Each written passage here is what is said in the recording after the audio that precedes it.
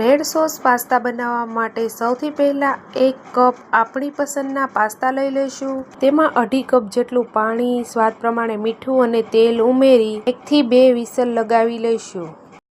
Pasta cook થઈ ગયા બાદ તેને સ્ટ્રેનરની મદદથી સ્ટ્રેન કરી ઠંડા પાણીથી વોશ કરી લઈશું, જેથી કુકિંગ પ્રોસેસ અટકી જાય. એક પેનમાં તેલ ગરમ કરી તેમાં લસણના ટુકડા, આદુ મરચાંની પેસ્ટ ઉમેરી તેને સાતળી લઈશું.